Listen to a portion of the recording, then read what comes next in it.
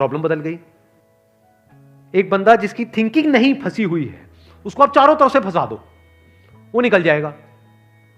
लेकिन जिसकी थिंकिंग फंसी हुई है उसको आप जा करके दुनिया जहान के सारे रिसोर्सेज दे दो, पूरा का पूरा खजाना भी दे दो, तब भी वो नहीं निकल पाएगा, तब भी रोएगा बैठ करके कि क्या मेरे को चारों तरफ खजाने से कैद कर दिया। अरे भाई खजाना है, कैद नहीं है। देखे ना ऐसे लोगों को जिनके पास में सब कुछ है लेकिन रोते रहते हैं। तो सब कुछ मिलना इज नॉट अ सॉल्यूशन। जिनकी लाइफ में कोई प्रॉब्लम नहीं है वो भी रो रहे हैं। सो अब आता है कि इसका सॉल्यूशन क्या है, कि we are stuck in our thought process, how to get out of it. तो सबसे पहली चीज ये समझनी है, ज्यादा सोचने से कुछ नहीं होता है, सही सोचने से होता है। अभी सही सोचना क्या है? What is right thinking? Positively, not positively सोचना। इसको भी ध्यान से समझ लेना। पॉजिटिव सोचना क्या सही सोचना होता है? फॉर एग्जाम्पल, आगे आप जा रहे हो, किसी जंगल में हो और आगे दलदल है और आप पॉजिटिव सोच रहे हो, मेरे साथ में कभी कुछ गलत हो ही नहीं सकता, मैंने ताबीज पहना हुआ है, ये मुझे बचाएगा। बहुत लोग हैं बहुत पॉजिटिव है लाइफ को लेकर के, बट क्या उनकी सोच सही है? अभी सही सोचना क्या है? सर मेरे हिसाब से मतलब इंटेलिजेंसी से सोचना, कि मतलब कुछ ऐसा सोचे कि आगे जाके हमें कोई हानि ना हो, कि एक इंटेलिजेंट माइंड से सोचे। अभी इंटेलिजेंट क्या है और फूलिश क्या है? एक है फूलिश तरीका सोचने का, बेवकूफों की तरह सोचना, एक है इंटेलिजेंस के साथ में सोचना। What is intelligence? जिसको हम इंटेलिजेंस कहते हैं वो इंटेलिजेंस क्या है? साइंस को इंटेलिजेंस कह सकते हैं? नहीं कह सकते, नहीं कह सकते।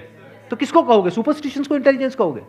सुपरस्टिशंस मतलब क्या? बिलीफ, कुछ भी मान रखा है उसको पकड़ के बैठे हुए उसके हिसाब से एक्ट कर रहे हैं, उसको इंटेलिजेंस कहोगे? या साइंस जिस तरीके से आगे बढ़ रही है उसको इंटेलिजेंस कहोगे? एग्जैक्टली। तो साइंटिफिक वे ऑफ थिंकिंग समझना पड़ेगा, वो क्या है, उसको अपनी लाइफ में लगाना पड़ेगा, तब आप कह सकते हो आपकी जो थिंकिंग है वो सही है। अब ये साइंटिफिक थिंकिंग मतलब क्या? रियलिटी को एज इट इज देख लेना, दैट इज साइंटिफिक थिंकिंग। यही तो है, और क्या है?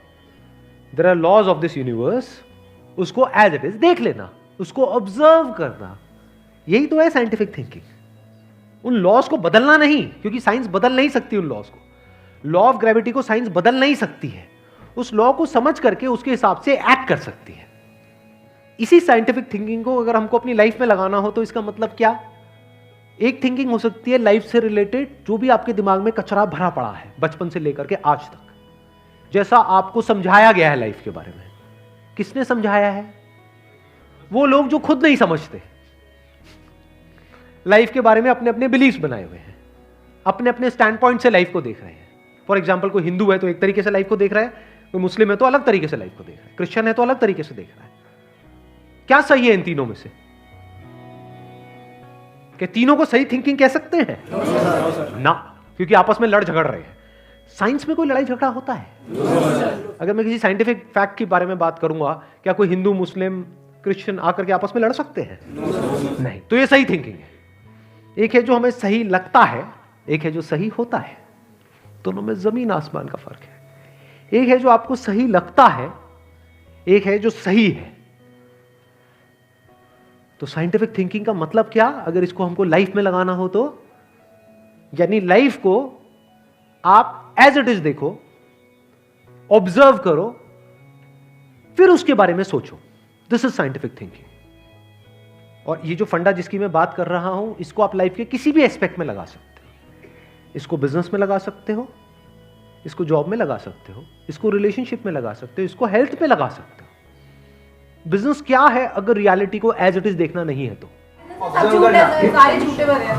अब ये जो आपने कहा कि बिजनेस में सब झूठे भरे पड़े हैं, क्या ये सच है या आपका अपना एक स्टैंड पॉइंट है?